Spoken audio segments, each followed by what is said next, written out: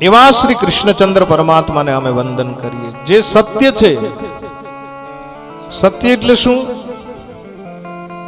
સત્યને યાદ નથી રાખવું પડતું. આ વાત યાદ રાખો. ખોટું બોલો ને એને યાદ રાખવું પડે, પણ સત્યને યાદ નથી રાખવું પડતું.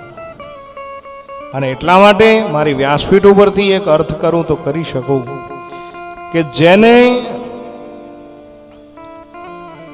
બોલ્યા પછી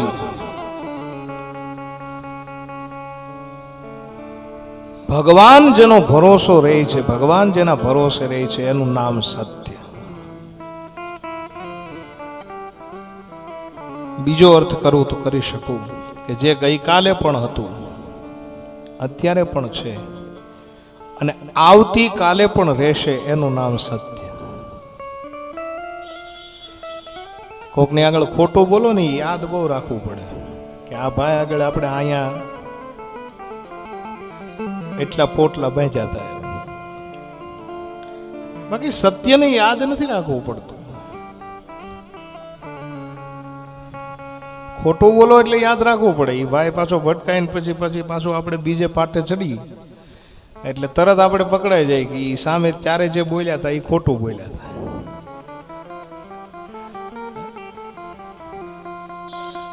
પણ સત્ય વસ્તુ એવી છે કે ઉनको યાદ નહીં રખના પડતા मेरे भाई.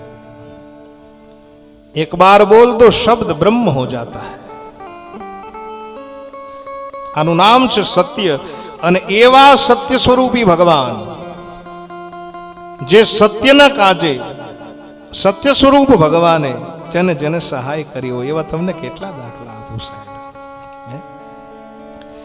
સત્યના કારણે ભગવાન સત્યનારાયણે આપણને સહાય કરી એવા કેટલા દાખલા આપું તમને. નરસૈયાના 52 કામ કર્યા, સુરદાસજીના કામ કર્યા, મીરાબાઈના કામ કર્યા, પ્રહલાદના કામ કર્યા, અરે ભક્ત જલારામના કામ કર્યા. અરે મને કહેવા દો, અહીંયા પ્રજાપતિ સમાજ છે, શરીબાઈના કામ કર્યા છે. નામ છે શરીબાઈ. અને કદાચ એ બીજ વખતે મેં કીધું તું, બહુ સુંદર મજાનું સાહેબ. તમને હું શું કહું, મેં તમને હમણાં નો કીધું કે ભક્તિ કરવી છે, જેને સત્સંગ કરવો છે, જેને કથાનું શ્રવણ કરવું છે, એના માટે આરંભ બહુ કઠિન હોય છે.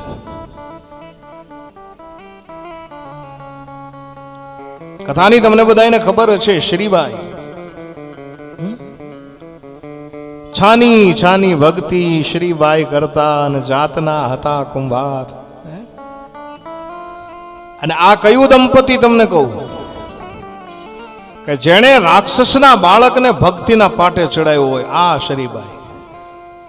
જેવું તેવી કોઈ વાત નથી આ સાહેબ. નકર રાજા રજવાડાના બાળકની સામે જોવા ન મળે. રજવાડાનો જે રાજકુમાર હોય એને તમને મળવું હોય તો કેટલાય પ્રયાસો કરવા પડે.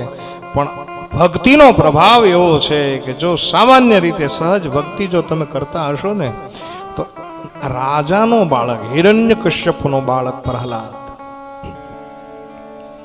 અને એ પ્રહલાદને ભક્તિના માર્ગે જો કોઈ ચડાવનાર પાત્ર હોય તો એ શરીબાઈ છે.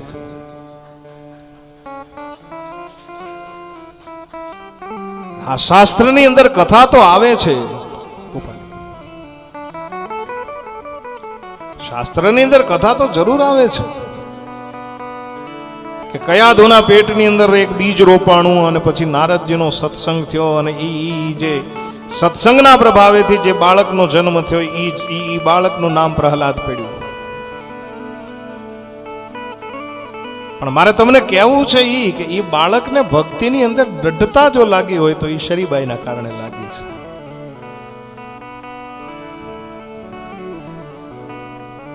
ભક્તિની અંદર જો પ્રહલાદ રંગાણો હોય એની પાછળનું કારણ શરીબાઈ છે.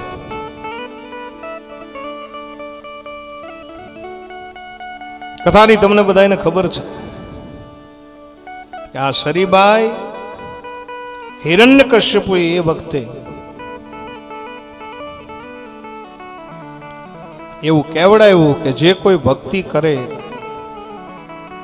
એને મારી નાખો.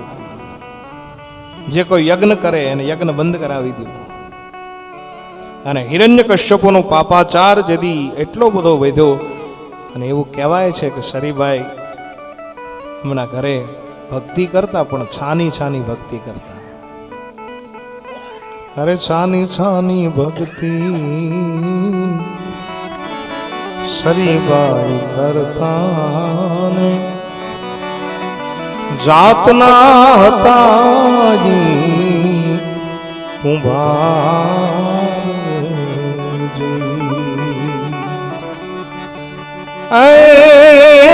છાની છાની ભક્તિ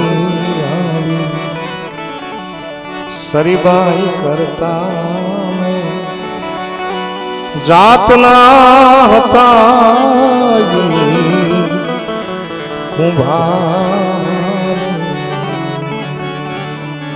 છાની છાની ભક્તિ કરે ખરા પણ ક્યારે હિરણ્યકશ્યપુ જોઈ ન જાય, રાક્ષસ જોઈ ન જાય.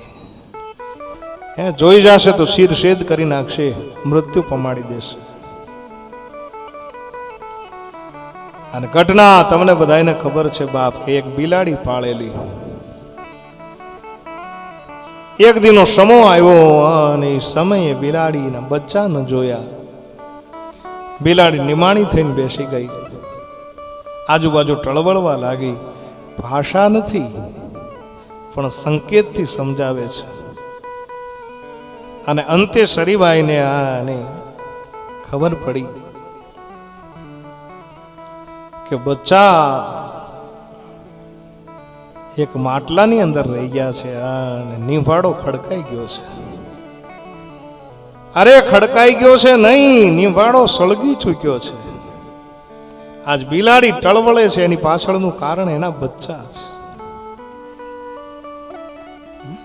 તમે જો સત્ય સ્વરૂપ ઈશ્વર તમને કેવી રીતે તમને આમ તારવા માટે આવે છે.